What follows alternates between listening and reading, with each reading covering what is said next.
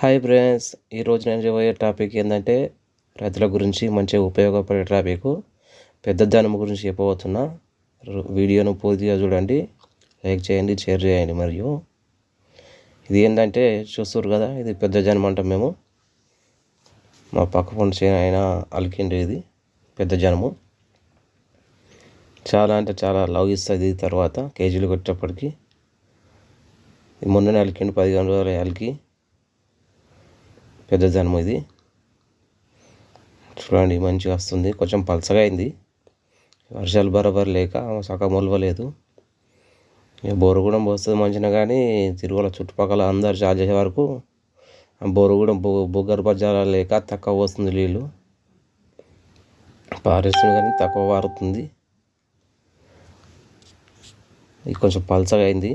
15 రోజులు వేసుకొని నీళ్ళు పెట్టిండు కానీ బోరు ఇక తక్కువ పోయడం వల్ల పారదలేదు. కొంచెం వర్షం పడితేనేమో ఇది వరకల్లా మంచిగా వస్తుండే.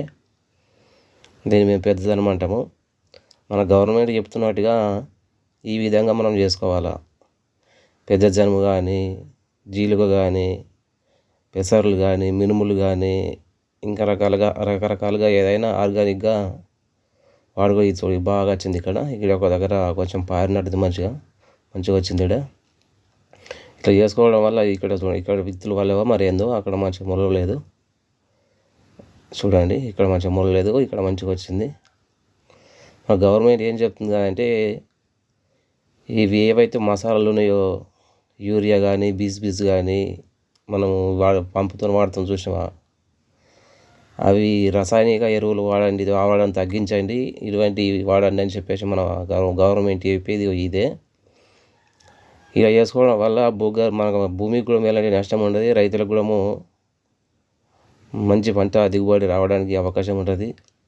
మన రసాయనిక ఎరువులు వాడడం వల్ల భూమికి చాలా కాలుష్యం అవుతుంది. ప్లస్ అదే అన్నంని మనం తింటాం కాబట్టి మనుషులకు కూడా రకరకాల వ్యాధులు వచ్చే అవకాశం ఉన్నది. కాబట్టి ఇలా పెద్దదనము కానీ, మినుము కానీ, జీలుగ కానీ, ఇంకా రకరకాల ఏదైనా అడుగు వేసుకొని మనం ఒక వారం రోజులు అయితే నాటేసుకుంటాం. అనంగా దీన్ని ట్రాక్టర్తో కేజీలు కొట్టుకోవాలి. ట్రాక్టర్తో కేజీలు కొట్టుకుని ఒక 4 నుంచి 5 రోజులు అలాగే ఉంచి, నీటిలో నిండా నీళ్ళు కట్టి అలాగే నీటిలో ఉంచి మళ్ళీ మనం రేపు వేసుకుంటాం అనంగా, లేకపోతే నాటేసేటి రోజు మళ్ళీ ఒక వరుస కేజీలు కొట్టిపించడం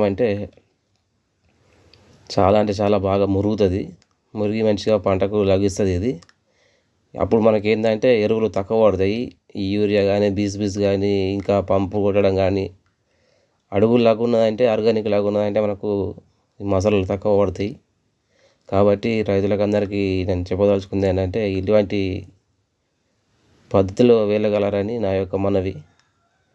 ఈ రైతు చాలా మంచి ఆలోచన చేసిండు. ఇది ఇంకా 15 రోజుల దాకా ఈయన నాటాడు. ఇంకా 15 రోజుల వరకు అంటే ఏపుగా పెరిగి చాలా ఎత్తుగా పెరుగుతుంది. నేను మళ్ళీ వీడియో తీసి పెడతా తర్వాత పెరిగినాక. రైతులు ఇలా ఆర్గానిక్ వైపు నడవాలని నా యొక్క ఆలోచన. చూడండి ఇక్కడ ఎంత మంచిగా వచ్చిందో, ఏపుగా పెరిగింది.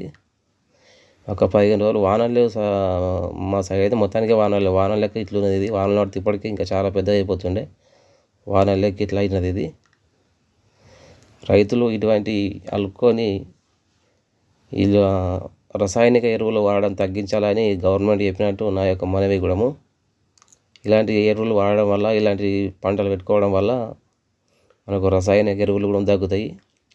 మనం నాటేసుకున్నాక తర్వాత కూడా మసాలాలు ఎక్కువ పడతాయి. మామూలుగా పిచికారీ చేసుకుంటే సరిపోతుంది. ఇది ఫ్రెండ్స్ వీడియో. నచ్చితే లైక్ చేయండి, షేర్ చేయండి. మరిన్ని వీడియోల కోసం మన ఛానల్ని చూస్తూనే